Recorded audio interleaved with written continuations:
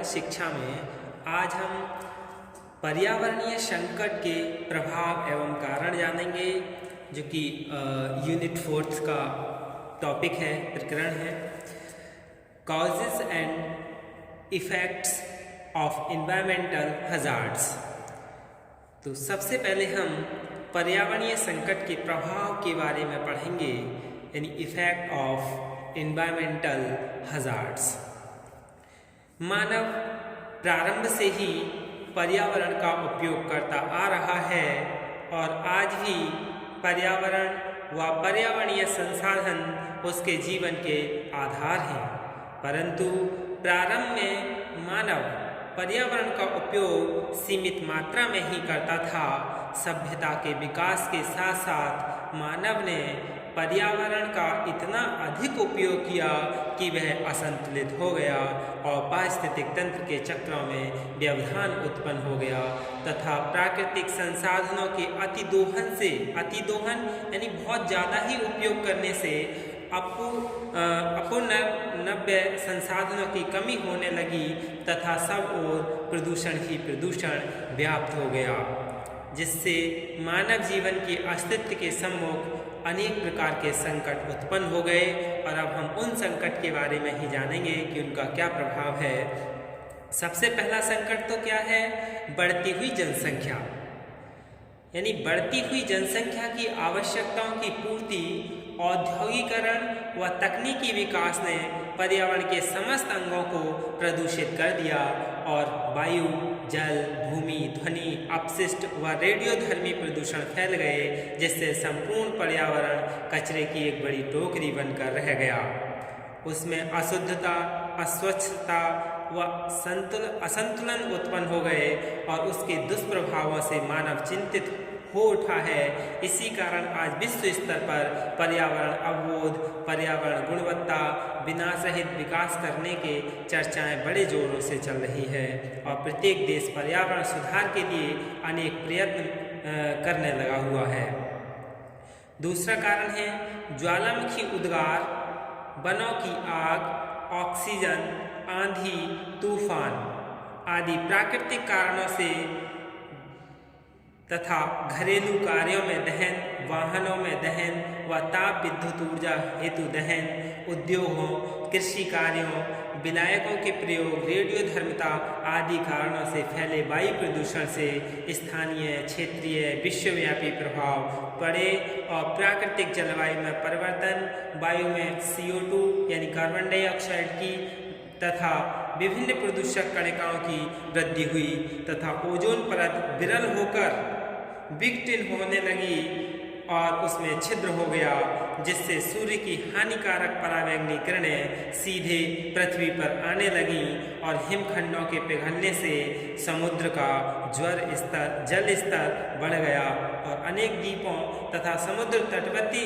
जो नज़दीकी समुद्र के नज़दीकी नगर हैं उनको खतरा उत्पन्न हो गया, जिससे ग्रीन हाउस प्रभाव कहा जाता है।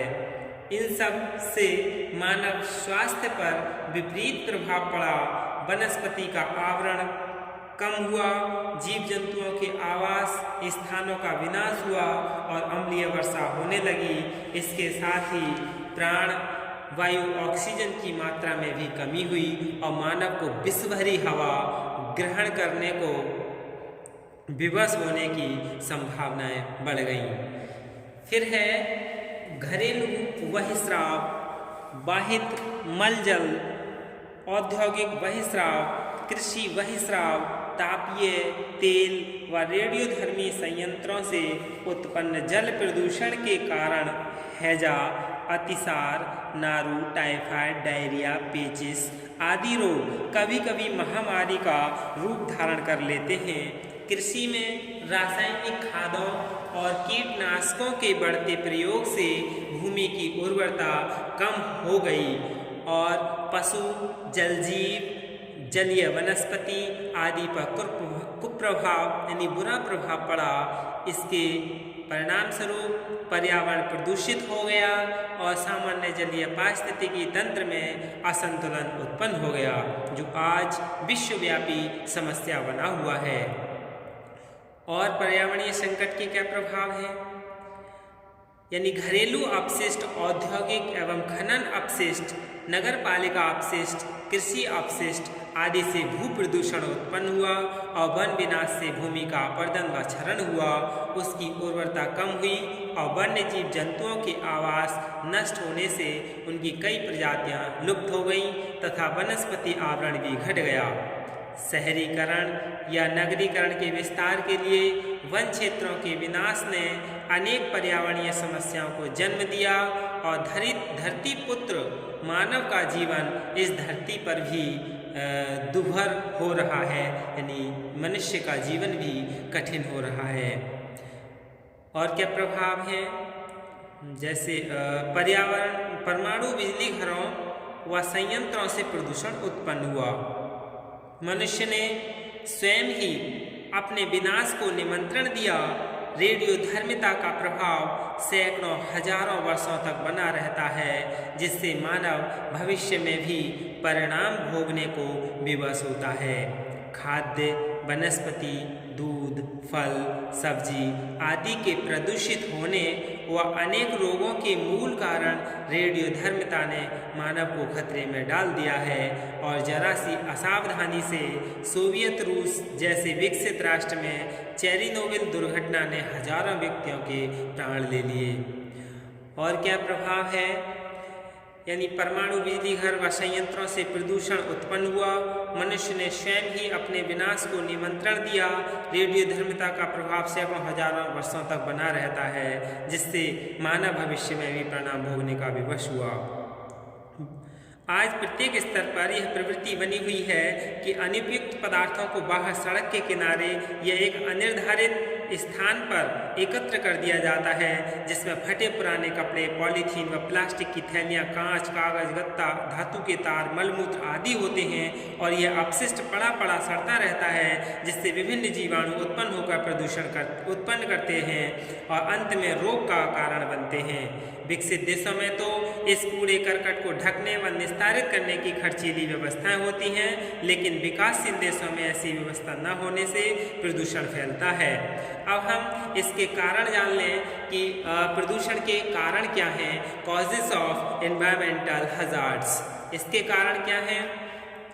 मानव जल का विभिन्न घरेलू कार्यों में उपयोग करता है और सामान्यतः एक मनुष्य को प्रतिदिन 135 लीटर जल की आवश्यकता होती है, लेकिन इस आवश्यक जल का लगभग 75 से 80% भाग वह बहा देता है, जो भूमि द्वारा सोख लिया जाता है या नदियों, झीलों, तालाबों में बहकर चला जाता है। इस उपयोग किए हुए जल में कूड़ा करकट, गंदगी, साबुन, कागज, कपड़ा, राख, सड़े गले पदार्थों और न जाने कितने पदार्थों का मिश्रण हो जाता है, जो जल स्रोतों में पहुंचकर उन्हें प्रदूषित करने का प्रमुख कारण बनते हैं। और बाहित मल भी प्रदूषण का एक प्रमुख कारण है।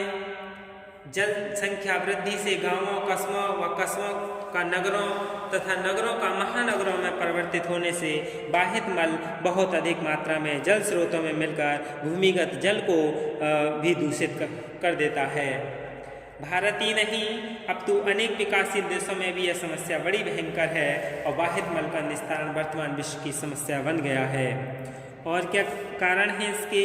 आधुनिक युग में औद्योगिक विकास ने प्रदूषण को बहुत अधिक बढ़ा दिया है। उद्योगों में प्रयुक्त अत्यधिक जल के बहिस्राव में कार्बनिक व अकार्बनिक तत्व मिले रहते हैं और उसे किसी जल स्रोत में प्रवाहित कर दिया जाता है, जिसके प्रदूषण होता है। प्लास्टिक, दवाइयाँ, चमड़ा, कागज, लुगदी, कृत्रिम रेशा, ये सभी उद्योगों के अपशिष्ट जल का बहिस्राव sodium, potassium, calcium, ammonium chloride, nitrate, sulphate आदि के आयनों से युक्त होता है और जल जीवों, वनस्पति, पशुओं के साथ ही मानव पर भी विपरीत प्रभाव डालता है। और क्या कारण हैं? यानी यही इतने ही कारण हैं। अब हम प्रदूषण के बारे में जान लें कि प्रदूषण है क्या, पर्यावरणीय प्रदूषण है क्या और इसके प्रकार क्या हैं। जब कोई वस्तु किसी अन्य अनचाहे पदार्थों से मिलकर अपने भौतिक, रासायनिक तथा जैविक गुणों में परिवर्तन ले आती है और वह या तो उपयोगी नहीं रहती अथवा स्वास्थ्य को हानि पहुंचाती है, तो वह प्रक्रिया और परिणाम दोनों ही प्रदूषण कहलाते हैं, पॉल्यूशन कहलाते हैं। वह पदार्थ अथवा वस्तुएं जिनसे प्रदूषण होता है वो प्रदूषक यानी पॉल्यूटेंट होते हैं। प्रदूषण अनचाही वस्तुओं के मिलने से होता है, जिससे प्राकृतिक अथवा मानवकृत पर्यावरण पर विपरीत प्रभाव पड़ता है। वायु, जल और भूमि में किसी भौतिक, रासायनिक अथवा जैविक अनचाहे परिवर्तन से जिससे प्राणी मात्र के स्वास्थ्य, सुरक्षा और कल्याण को प्रभावी तौर से हानि पहुंचती हो, वो सब क्या है, प्रदूषण ही कहलाता है। पर्यावरणीय प्रदूषण एक ऐसा शब्द है जिसका आशय मुख्यतः लोगों के आसपास के क्षेत्र को प्रदूषित करना है। Environmental pollution is a term that refers to all the ways in which surrounding of vicinity of people is polluted।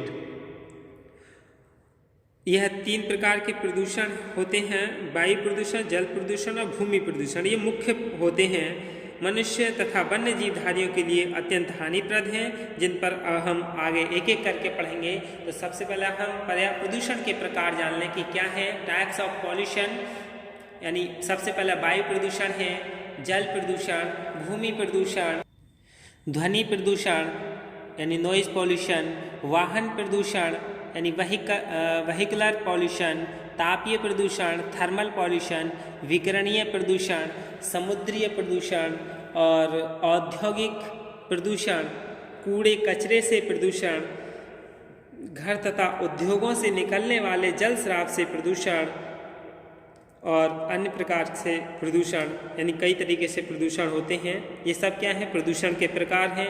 इन्हें हम एक एक करके जानेंगे कि कौन कैसे प्रदूषण हैं। तो इस पर्यावरणीय संकट के प्रभाव एवं कारण को जानने के बाद पर्यावरण प्रदूषण के बारे में जान लिया कि क्या है और इनके प्रकार, और इसके बाद अब हम वायु प्रदूषण के बारे में जानेंगे कि वायु प्रदूषण का अर्थ, परिभाषा और ये इसके कारण और इसके क्या क्या अवगुण हैं। धन्यवाद।